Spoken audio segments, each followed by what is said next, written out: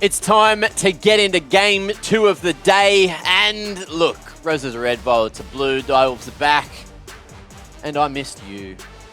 Hopefully, we get something huge out of these guys. And at the same time, there are a couple of big names on the roster, which I am pumped to see again. Namely Lisa. It's been a long time since I've had a yarn with him.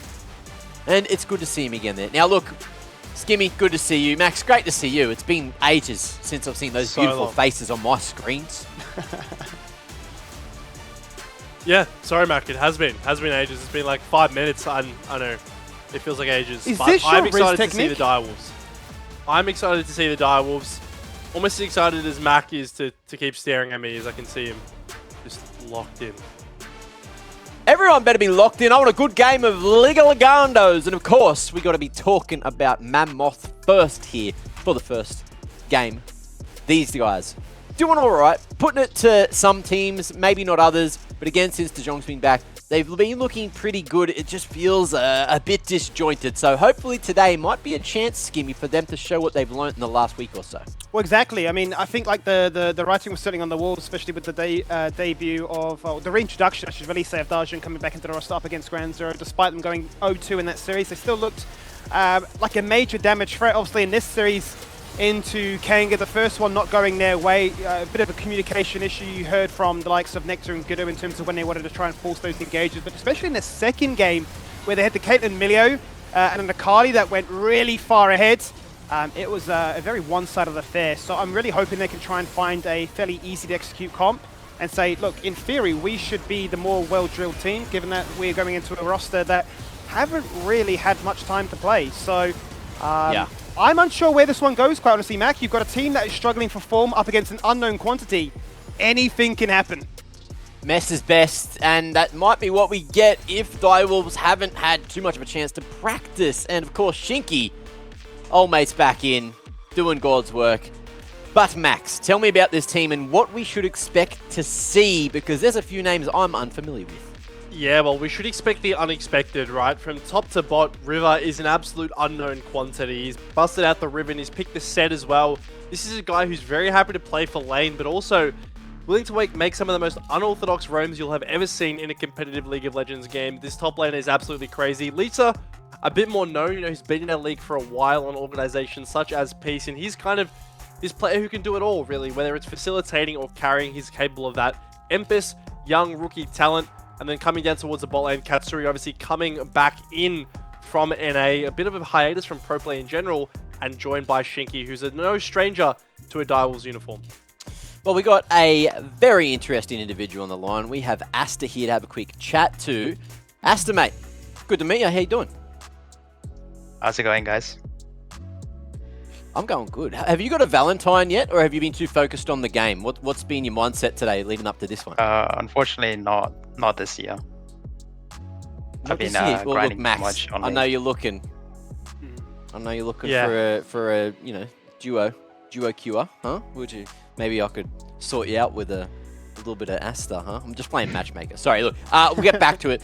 Asta, mate, look, so leading up to this one, you said you were grinding, you said you're getting ready for it, but do you think that Direwolves not playing for a few weeks means that there might be an opportunity for you guys to snag an upset today? Yeah, I think it goes both ways though. Like, we don't know what they're gonna pull out and what their form is really, because we haven't really seen them play much, and they have a new support, so I think it's not a positive or a negative really. That's it. It's hard to prep for something that no one gets to see. And speaking of not seeing anything, cool guy here in the middle, what you got for him?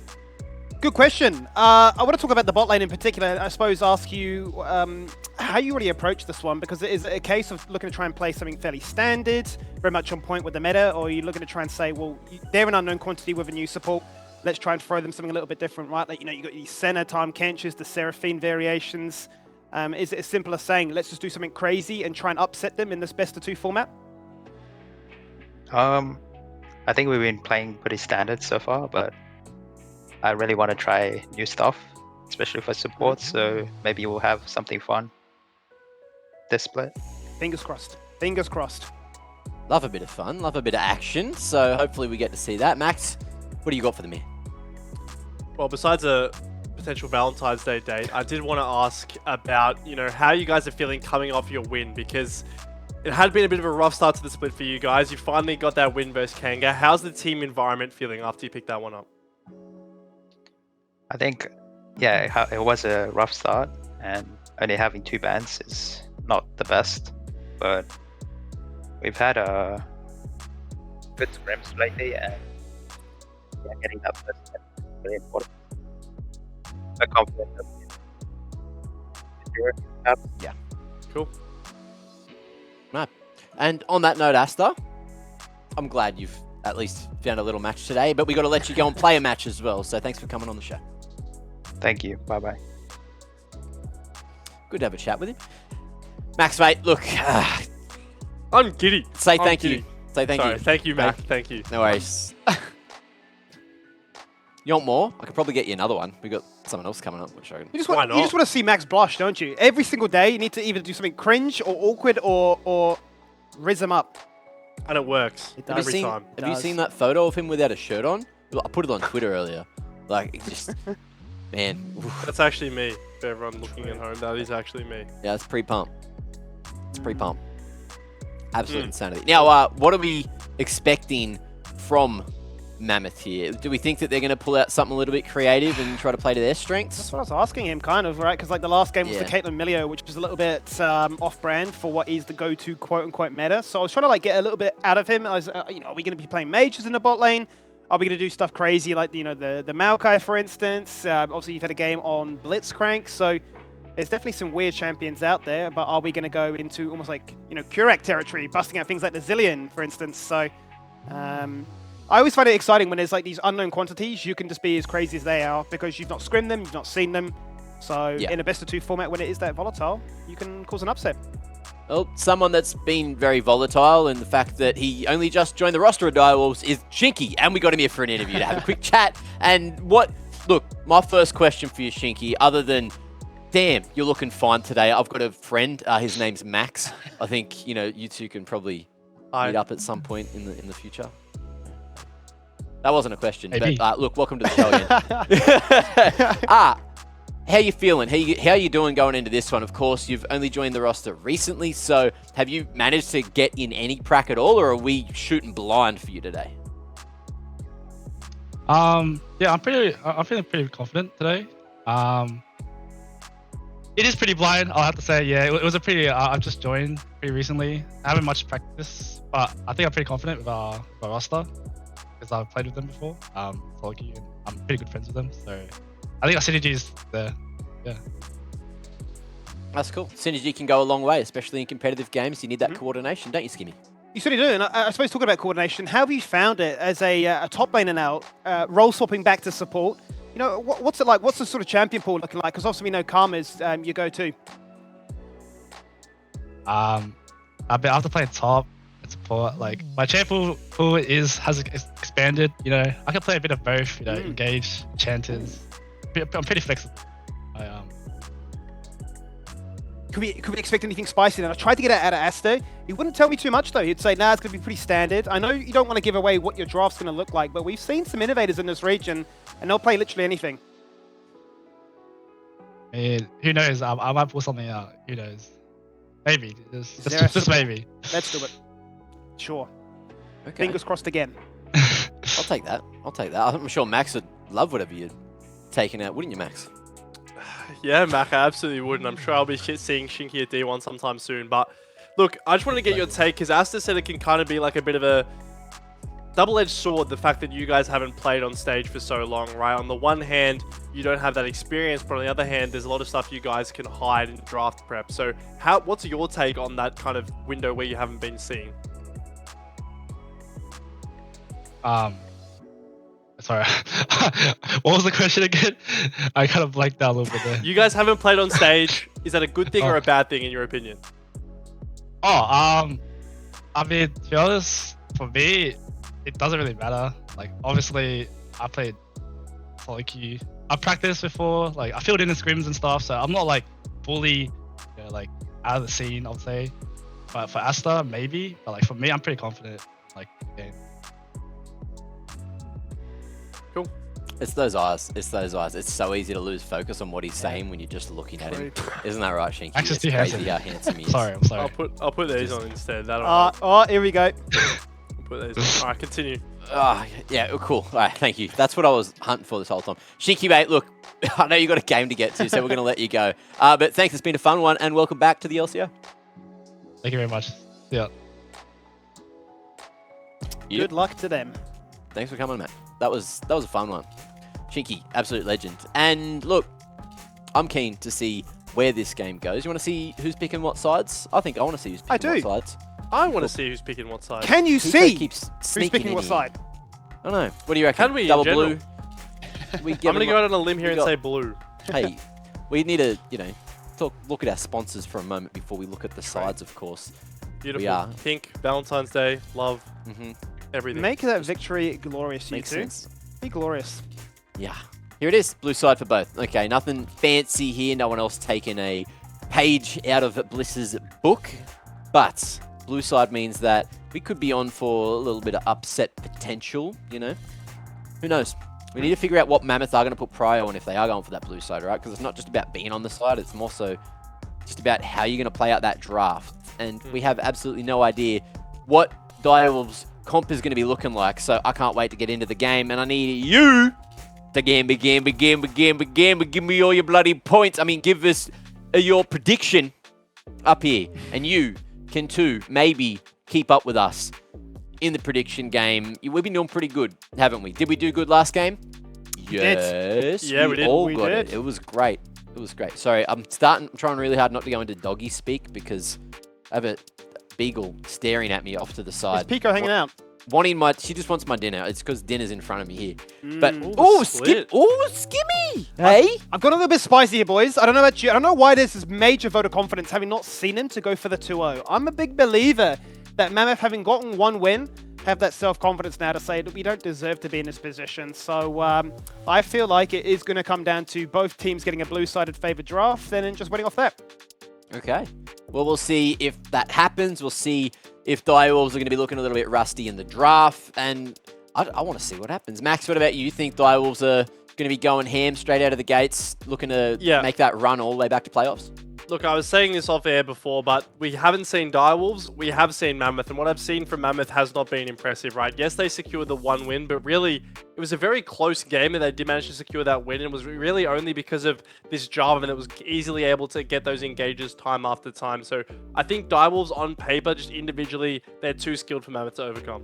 Okay, well, we'll see if there is going to be that diffy in the skiffy, or if there's just a draft gap, and maybe Skimmy can make that comeback mechanic happen. What are you laughing at?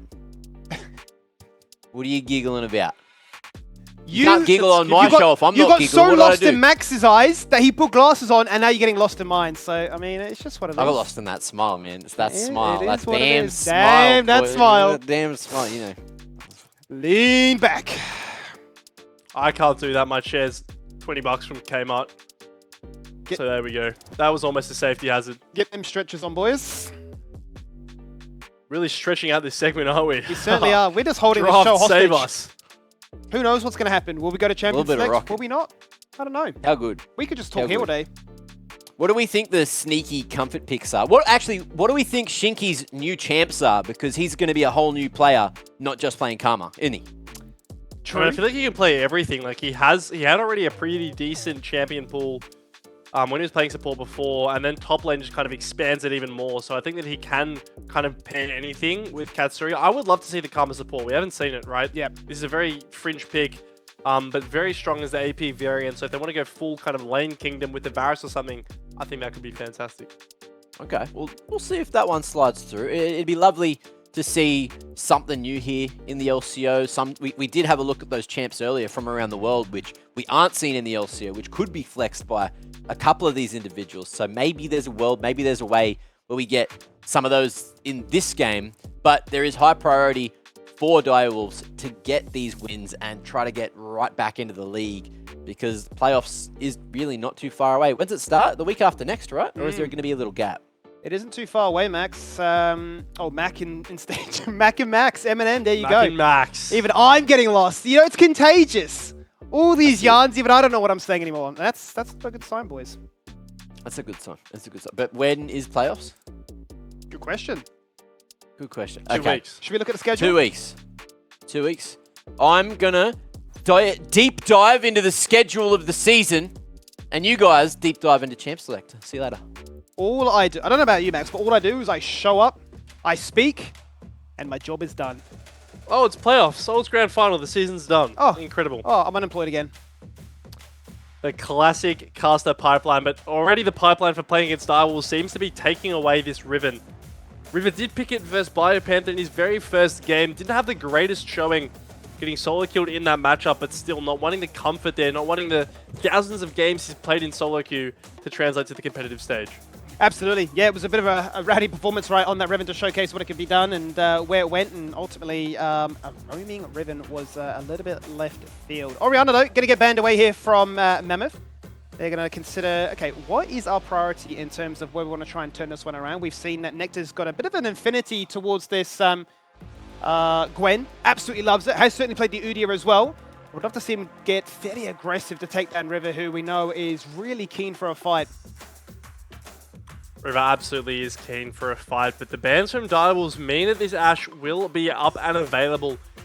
We've seen kind of variable success of the Ashe in towards the bot lane, whether it be as that AD carry or as that support, but it's going to be the lock-in here. So flexible into either of those positions, can go the route of the support, playing that double-ranged poke style, but it will be swiftly answered with a Zyra Rakan capable. We saw last game of what Nebula could do on that pick when it's paired with the Rakan. Hoping to replicate a similar performance today will be the Direwolves. Yeah, no doubt. Absolutely going to be hoping for a nice, strong, stable early game, but easy said than done, especially if the Ashe gets paired alongside something else with a ton of range. Becomes incredibly difficult to try and get through that laning phase, which is certainly a weakness in that first series. But the Lissandra comes back out to play, a champion that we've not seen all split, but was definitely so strong once upon a time. A really nice Rakan counter pick. You can deny so much of that engage with that W because you're simply just able to kind of stop him in his track. So pairing with the Ashe, it's a very CC heavy, a very control oriented bot lane. But they have gone down here for now. Keep in mind, always could be flexed towards the mid lane, but Lissandra hasn't been seen there for a while now. Something that we have been seeing a lot of is emphasis on this Syndra. He's kind of pocket picked from ever since he started in the league. A very potent mid laner. He will blind pick that with their last pick of the first phase. So they do, and we know that Emphas absolutely loves either the Ahri, the LeBlanc, or this Syndra. He had all the options up and available when usually they are taken away from him, so maybe even overwhelmed by the options of how he wants to try and carry this game out.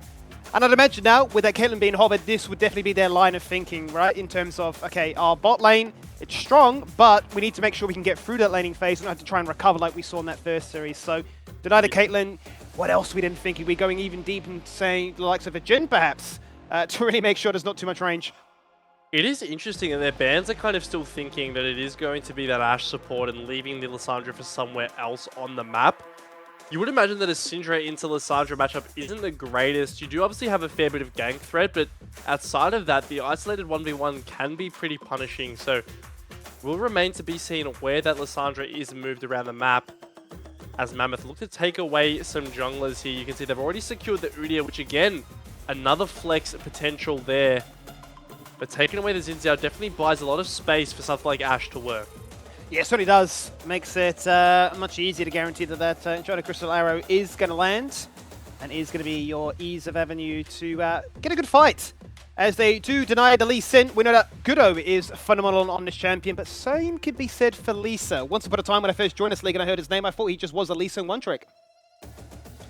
Yeah, it would make sense, wouldn't it? But denying that is going to take away these strong AD pairings with the Syndra, which is really where you need to be careful of, right? As you can see, I'd be very surprised if they're just slamming this one here, kind of assuming that it will be that Udyr top, and it's going to be just a Fiora. So, if this is the Udyr top, then this is one of the counter picks that we introduced, I can't remember how many weeks ago, but it is so good at killing this tanky champion, right? First of all, it's a fantastic champion in lane because you can just play that Grasp of the Undying, Door and Shield playstyle and kind of just survive through all the harass that this Udyr is going to give you. And then when you come to the late game, you scale, you do about 75% of his max health in true damage. So yes, he'll be tanky, but not even an Udyr can stand up against the late game Fiora. I already know who your favorite player in top lane is, because River's giving us literally everything you can imagine, right? Whenever he's playing, yeah, I'll go Cassante, I'll lock in this and that, he says, you know what? Here's a Riven, here's a Fiora, you want excitement? There is excitement, and it is certainly going to be a case of watch what I can do if I've got the mechanics to make this one work, because it is such a difficult champion to play off in competitive. This whole game, Skimmy, is just a solo queue draft. The 2 picks to round it out from Mammoth will be this Zoe and Kindred.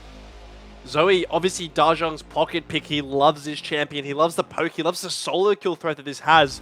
And you combine that with this Kindred, who's really going to be playing off the utility of his remaining teammates. He's got the lanes to set him up. If he's able to take over the game, he'll be very strong against this Fiora in particular. Certainly will be. I know that Guru absolutely loves playing the Kindred, one of his most played, in fact, as well. So he'll be hoping that across the board, we talk about comfort, and you're certainly hoping that that would be the case to spring to mind a chaotic game with lots of kills and lots of action for us to then scream and shout about. It might be another difficult one for you to try and break on down, but I'm sure we'll get some moments to try and digress and understand. Okay, Lissandra bot lane. How is that going to work? Yeah, so in the 2v2, it's very nice. I think Mammoth have done a really solid job of getting them a bot lane who is going to be able to have control, at least in that 2v2. The range advantage for Ashe will enable her to kind of get the push. Combining with the double range that the Lissandra provides means that there's a lot of disengaged threat from this bot lane. Yes, a Jarvan might be able to show up, but then she's competing with a Lissandra ultimate, a Lissandra W that's capable of locking him down. And then really, the interesting thing to me is this Jarvan 5 pick here from the Direwolves, because yes, Jarvan is good into Ashe and Zoe, but it's definitely a rough matchup into the Kindred. Kindred is a champion who loves playing against Jarvan because she can kind of try to out-tempo him and get up in his face. With all the mobility that Kindred has, she feels completely fine playing against a flag and drag. So we'll see how good he's able to pilot it, whether he's able to take advantage of this matchup and snowball the game in his favor. It certainly does feel that way, right? Where Godot's going to be well equipped to beat him in the 1v1 and certainly have the insurance to say, there's the Cataclysm, but here's my ultimate to kind of counteract that one shot that you're hoping to try and achieve. But in the same vein, you're thinking, well, I'd imagine Lisa's one goal is look at the Ashe and remove it very quickly before more resets can come on through, right? Because ultimately, that is what Mammoth are hunting for. Explosive burst potential. There's a stun from the Lissandra or the Ashe arrow, and suddenly a one-shot comes across with the Zoe popping in. Absolutely, and speaking of volatility, it's this mid lane that's really going to be the point of focus for the majority of these junglers. You'd have to imagine, right? Syndra versus Zoe. We used to see this matchup all the time, with both champions kind of falling out of meta, particularly Zoe. We haven't been seeing it anywhere near as much, but this is one that can very much dictate the pace of the game, right? Either of these champions get ahead, and then suddenly there's a nuclear bomb on the enemy team every single skirmish. So both of these players incredibly proficient in these champions. It'll be interesting to see how they match up in that mid lane. And I'm pretty excited also, because we asked Aster, hey, is anything spicy? We asked both supports, to be fair, anything spicy? He said, oh yeah, maybe. And he just drops the Lissandra support just out of nowhere. You're thinking, sure, Zillion's pretty crazy, but this feels just one step above again. And I'm really curious how this one is ultimately going to function. In terms of ease of execution, do you lean more to one than the other? Because I think if you look at Direwolves, it's a very strong 4-man with the Fiora left to themselves. Yeah, that's kind of what they've gone here for. They've wanted to kind of get this path for River where he can just live isolated in a side lane. That's where he wants to go. And then the rest of their comp is about blowing up one person, able to find that quick engage and take someone out. Whereas meanwhile, Mammoth, they've got very strong disengage comp. You can see that Dajong will be the one primarily throwing out poke, and he'll have all these members there to support him, all these members there to back him up and enable him to do so. So it will come down to team fights. But on the other hand, if it goes late enough, River might be able to get some work done in these side lanes. You certainly hope so. Opting for the Ghost rather than the Flash for the easy ability to dash around the Grand Challenge and proc all those vitals in an absolute heartbeat. I'm quite excited for this one. Always has been a case of watching the LPL and seeing the Rivers, or rather the Fioras over there, and they are just a different breed. So talented. So excited to see this one perform. And I mean, we've seen it certainly take place time and time again in the LCO. The awkwardness behind it has been, do I ever want to group up? There's certainly occasions where you can find yourself at the top of a Baron dance, for instance, and you're thinking, if I walk in, I just get collapsed upon. Yeah, Fiora, a champion who I would be very surprised to see in any skirmishes early game, or anything for that matter, at any point in this game, as we see a little bit of a 1v1 here. We know Udi's a very strong champion with that double Phoenix dance he has available to him. And it looks like Mammoth will be able to force Lisa off this red buff. And it feels a little bit bizarre, to be frank, knowing how strong Udi's level 1 is, that the matchup here for Goodo is fantastic, that there's not more protection offered for him. They are really leaving him to the wolves. Excuse the pun, right? So Lisa is going to be forced all the way down into the bottom half of his jungle, pick up that blue buff, try and do a free camp clear and say, what can I salvage? Because if that goes pear-shaped, then this Jarvan is really far behind. Jarvan, unfortunately, a champion who, whilst it does suck to not be able to have those camps, he still does have the same goals in mind, right? And that is to get that level 3 as fast as possible and get down towards a lane to make an impact. He doesn't want to be farming the whole game, because if he does that against the Kindred, he will just be falling behind inevitably. And we can see River already having a very commanding lead here in the top lane, already up a fair amount of CS and the health as well. So Nectar will be paying the price for helping his junglers secure that red buff at level 1. Has opted for the Conqueror as opposed to the Grass. Was there a preference from your side, given that you're a top lane player? Well, the thinking with the Conqueror there is that you're going to be in these extended fights versus the Udyr. Speaking of extended fights, Goodo's here. Certainly Ghosts are on. Double Ghost being popped as they look to try and zoom into life here. Goodo waiting for that CD to try and turn around. The riposte is being held for the meantime. He wants to get underneath his tower, but then an explosion of damage coming out of nowhere, and Goodo takes him down for first blood. You scratch my back, I'll scratch yours. Goodo says that thank you to Nectar for leashing him that red and comes up to pick up the first blood. River had such a strong control of those waves, but crucially didn't drop his ward, didn't try to expend that vision, so he ends up going down. And yes, Nectar's a bit down in CS, but that XP will be the important thing to keep a track of as Dajong. Spot out Emphas here, but there are members of Direwolves in the area. Certainly are, so no ability to get even more aggressive at this early stage in the game. But it's exciting to see two mid laners, two, you'd say, fairly inexperienced mid laners get their hands on one of their best champions to showcase, okay, what can we do in that flat 1v1? Will that be the matchup to keep your eyes on? Because I know everybody's still going to be keeping a very keen eye on the top lane. But certainly not to take anything away from what these two young rookies can offer. I suppose at this stage, despite the quirkiness of that bot lane, that's probably been the quietest unless Lisa decides to show up, which he might do now. Yeah, pretty quiet affair here. I think neither side is capable of really engaging. You can see that Lissandra, if she does want to take like an E forwards, it almost certainly like condemns her to death without that ultimate being available. But here goes Lisa. Fantastic flash grand challenge, or grand entrance rather, to try and start things off as Lisa then jumps on in to make matters worse. Double flash then, burnt by the Mammoth bot lane. And it certainly makes it much easier for Lisa to repeat the gank another time. Yeah, really nice play there from Lisa. Yeah, they don't get any kills, but the double flashes is huge. The wave as well. This has been a bit of a compromising spot for Mammoth's bot lane. We'll have to recheck in and see how that's going now. But the action in the 2v2, like we mentioned, isn't really something to be expected. And you can see that the wave, even in this equal position, requires so much concern from the Mammoth bot lane, because they know that if they misstep, they can always get engaged upon by Shinky on this Rakan. Unfortunately for them, Lisa will be towards the top side of the map, trying to keep up with Goodo on this Kindred.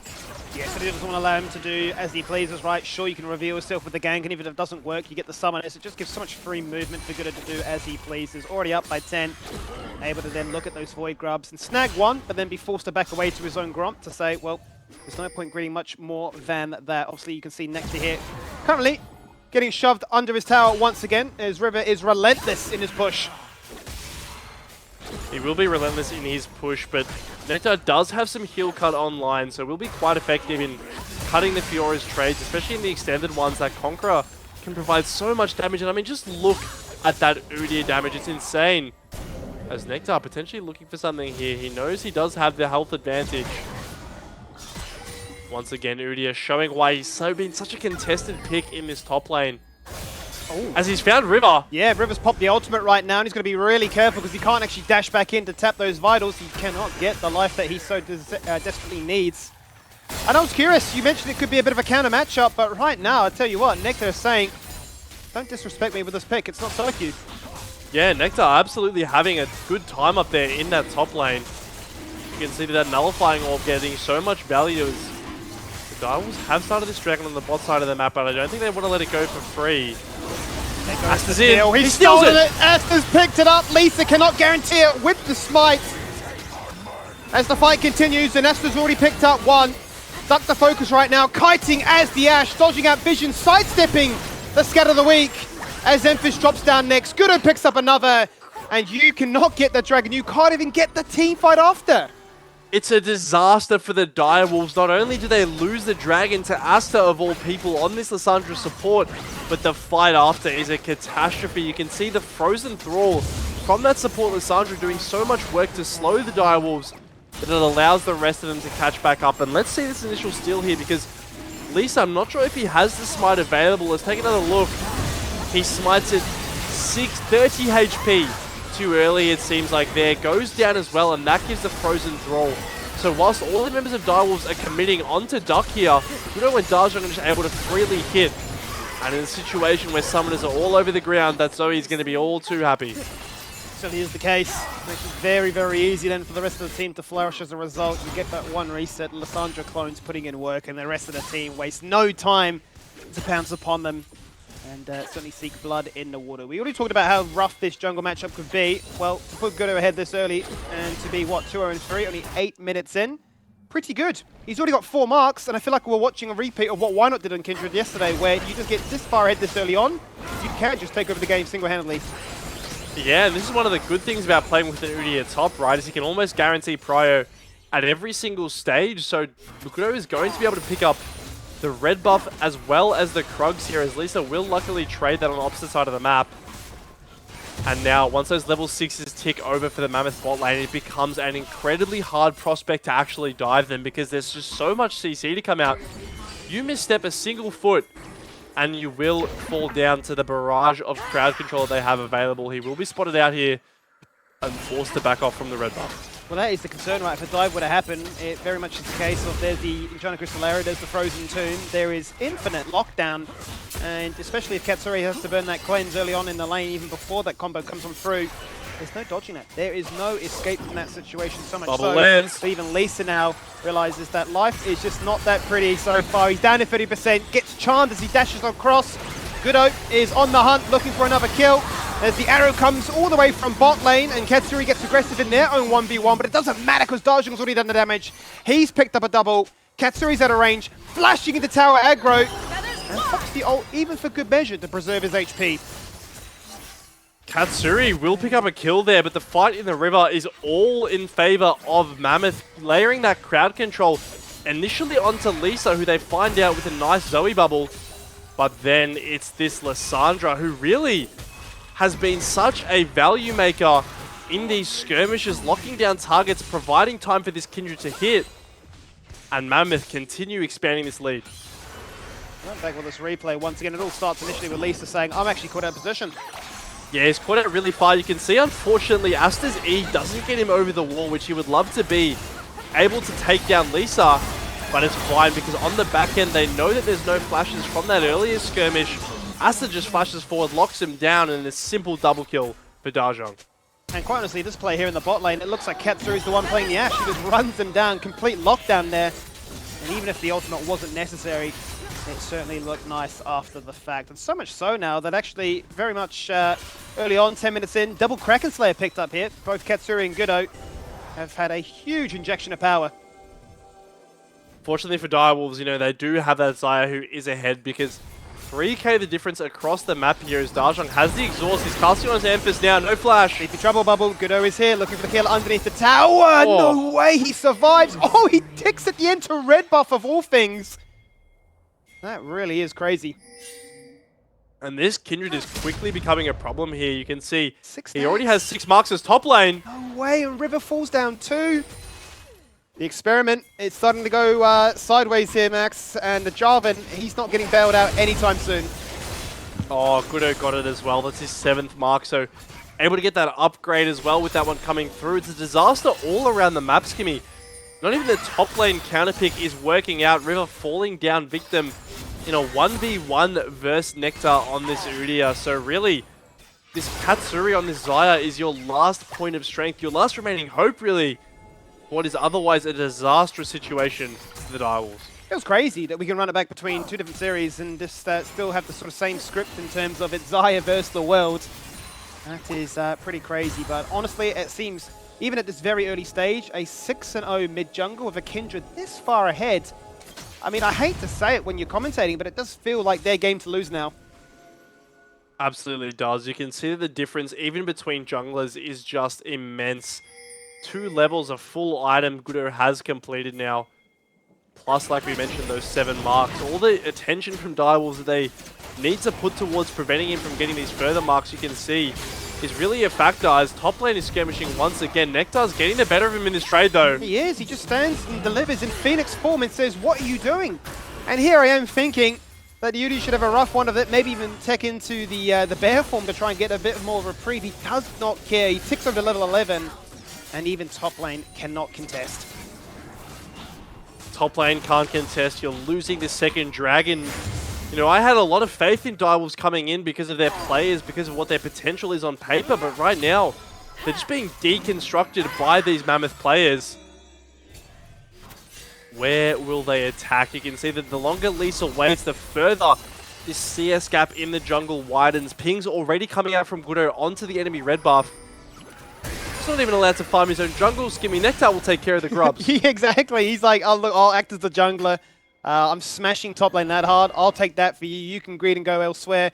And look at Aster here, patiently looking to see what he can find. Oh my god, the arrow! Barely misses mid, barely misses Lisa too as he dashes across the wall. Yeah, with the arrow down, Direwolves might feel a bit more confident going for this dive on the bot lane. They do have a bit of a wave. With the Frozen Tomb available, it seems like they're a little bit cautious. They don't want to go for this. So once again, Skimmy, it's just the Direwolves sitting and watching while Mammoth make plays on the other side of the map. They're honestly not concerned. They know that Jarvan is there, but they don't really care. They said we've got every summon up and available. We have the CC. Sure, there's no Ashe ult, but it doesn't really matter because even if you have a 3v2, not again. You don't need to do too much. The Repose comes out, the stun is there, he dashes, and he gets stunned himself into his full death. Oh no. It's a complete disaster here from River. This is not how you want this Fiora matchup to be going. You know, Udyr is a very strong champion early, and yes, you outscale him, but if he has this many kills, the issue of scaling becomes very far away, a very long-sighted dream here. So now, where do you turn if you are the Direwolves? It has to be towards Katsuri, but even he can only accomplish so much on this Xayah. But at what point do you just tell River, you've got to relax? I mean, at this point now, you're fighting with components. There is that variety bucket build. Just get a full item. Anything at this stage. Get that Revenus Hydra, get some sustain, get some push. Because you're going into this beefcake of an Udyr that denies you healing, denies you movement with the Iceborne Gauntlet complete. And now you have a 9-0 topside. Yeah, it's pretty monstrous the lead here. As Gudo, you can see, finishing the blue buff. This Kindred is so far ahead, and not only do you have to kill him, you have to get through the Lamb's Respite as well. As Aster's up here, they've found River. Arrow lands. It certainly does. Repose will tell us in the meantime, and the Blade of the Rune King slows him on down, but he's going to get stunned up. Repose for the meantime, it's not going to delay death. And he said, well, if you can't win the 1v1, you certainly can't win it when the gank comes across as well. Darjung's stuck, he's already burnt that flash, and the portal will not get you at the safety. And it's that man again in Katsuri, the beacon of light, the hope for Direwolf fans out there is behind 5k gold.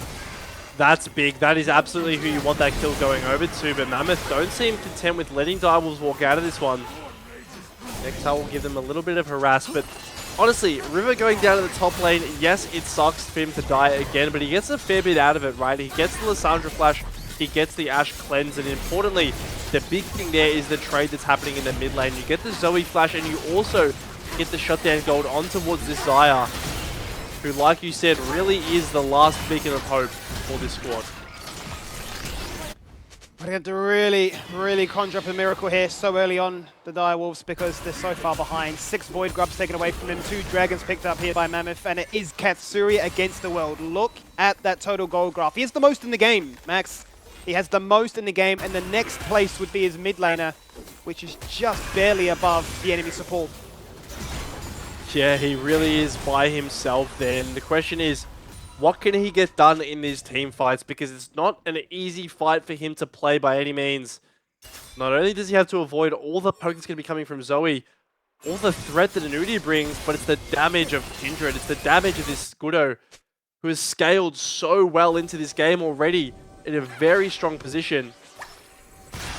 As River looking for something cheeky here. There is no flash on Dajang, but it's a very weak Fiora at this stage in the game. He's looking. He certainly is looking. He's going to take a gamble here. Nice sidestep there on the Sleepy Trouble bubble. Going for the Grand Challenge. Pops the Repose, dashing around, hunting for those Vitals, and then Lisa comes in to steal it. Oh, that feels a little bit rough there for River after all that hard work. Nectar rocks up and says, why did I leave my top lane here? I'll get it all done. And these two, they really do run this map. They absolutely run this map. River will live for a little bit longer there, but ultimately the outcome is still the same. A double kill going over to Gudo. Meanwhile, the Direwolves pressuring this turret here. You can see that River, he really wants to make something happen on this Fiora. He's maintaining the aggression despite being 0-6. Finding the initial kill, but ultimately not winning the trade. And as a response, Gudo will summon up this Herald and pilot it straight into that mid lane turret. Straight into the mid lane, and that tower is gone. 50 billion Voidlings spawning. That'll keep Direwolves occupied for the meantime as Mammoth turn their attention down south towards that third dragon. This one surely uncontested. They're up by so much gold. But they put themselves at a very early soul point. I do want to just mention that that's going to be Gudo's 12th mark. As we take a look at this replay here, you can see that River finds Dajang, and Zoe without flash is incredibly vulnerable, especially in these longer lanes. Parry landing means that there's enough of a slow to buy time for Lisa to get there, but the second Nectar rocks up with Gudo behind him. It is just over. I mean, this Kindred, it's kind of beyond ridiculous how fit he is at this point in the game. No one can withstand his damage. And Gudo, as we see, coming out of the replay, picks up the third dragon, picks up his 12th mark. This Kindred is just on a whole nother level. As the TP's in the top lane. He sees 3 members, and he's on for another mark as he's hunting for the Syndra. Emphas comes in, but there's Dajang on the top side as well. They pounce upon Gudo, but Lisa goes, actually, I really regret this decision.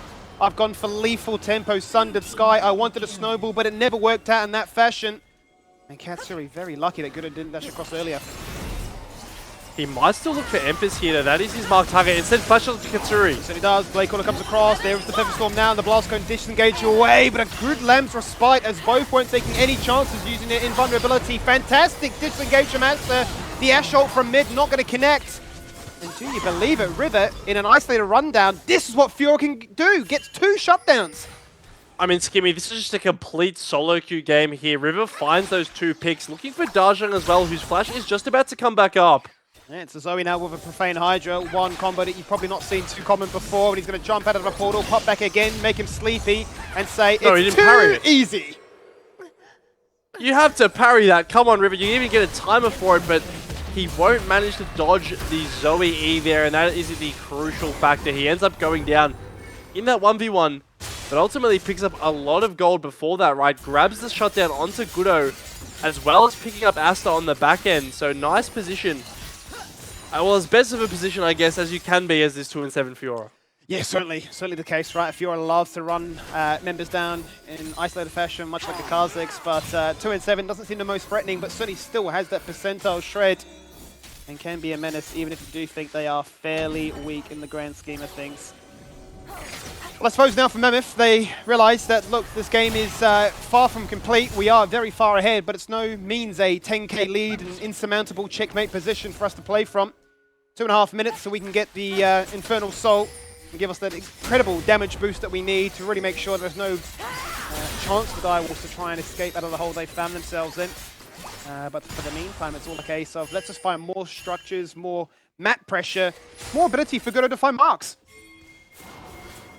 It is all about the marks now for Gudo, right? He does have that 12th one coming through, which means that everything that's going to spawn has hold that thought mid lane. Really good flash there from Dux. He's cutting like an absolute beast right now. Looks at Lisa. He gets hit by the Cataclysm and dies mid-air as he burns the shield on Emphas.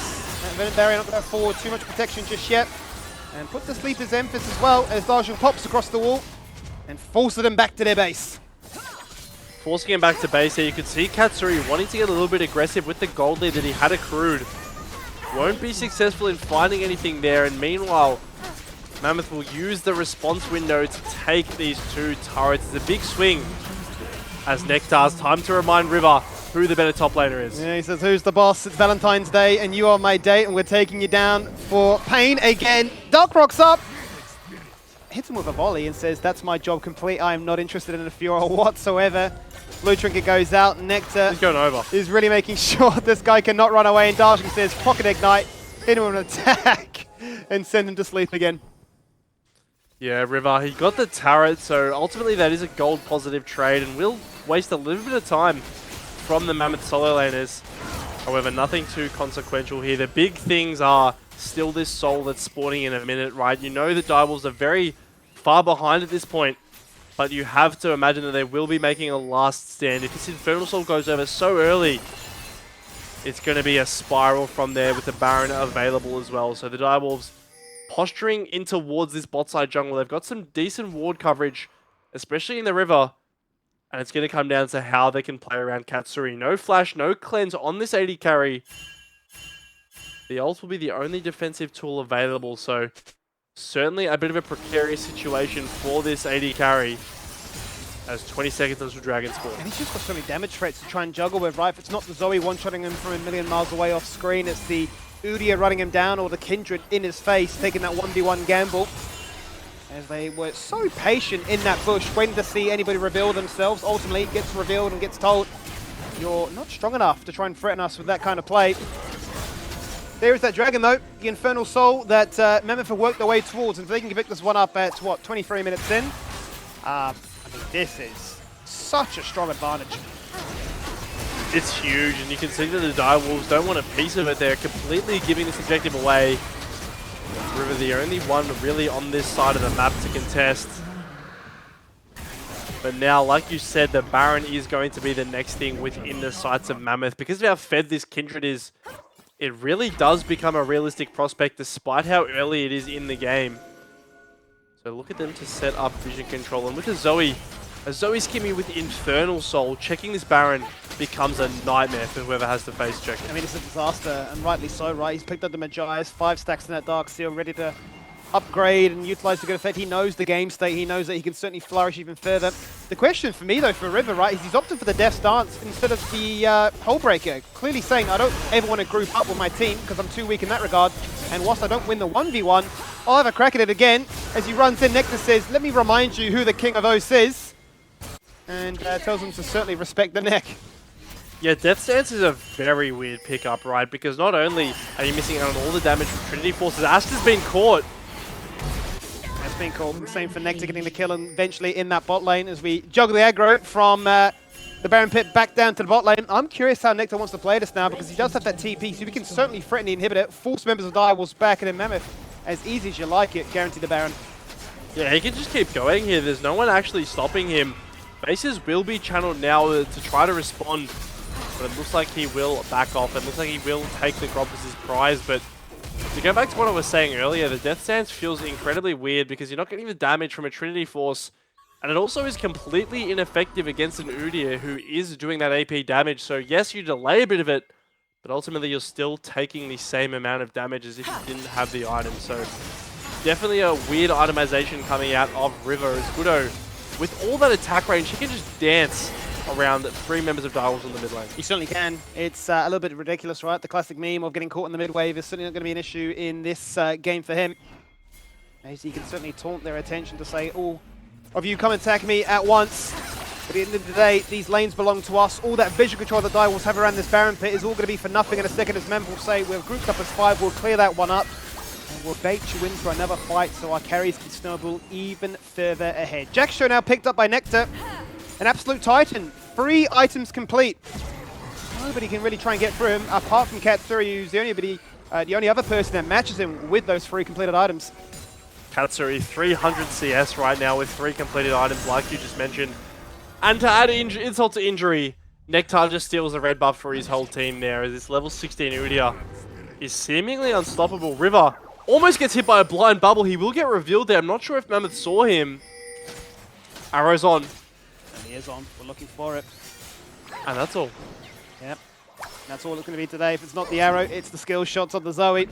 It's the bubble. It's the stolen skills with the flash picked up here. But the Baron in complete darkness will begin. And the question is, for Direwolves, who face checks this? Because they're so squishy. River might be trying something here. He does have a flank position, but this burns so quickly. The Mammoth roster will just pick it up. Here goes River. The Baron's gone. In goes River, and down he goes in the same motion. 5-0 now is this Udyr. Unstoppable from the very get-go. You just can't beat him at this point. It's unreal. And, well, yeah, 26 minutes in now. It's felt like this for the majority of this game, but a 10k gold lead has finally been accrued. And Mammoth have the perfect comp to be able to siege with a Zoe plus an Ash to threaten with any poke as they try to find Nectar. I wonder if they can kill him. Katsuri is hitting him. It's Katsuri, there's a chance, but look how tanky he is in a 1v3 situation. He postures forward, he takes them all on, he doesn't care. Out goes the Featherstorm, the shield is not enough, but it was all a bait. It was all an aggro attempt, because they have the Void Grubs, they have the Nexus, and they have the GG condition. Direwolves absolutely rinsed off the map in their first appearance in what feels like forever, and this is a Mammoth team who completely seems to be reborn. They play so well around their jungle, around these lanes, empowering Kudo in the early game, and from there he takes over, and Nectar as well in the top lane, just outplaying River. It really feels like Mammoth have the trump card over Direwolves. Certainly feels that way right now. There's a lot of soul searching needs to take place between games 1 and 2 here for Direwolves to try and bring back at least 1 point of all the games they have left to play.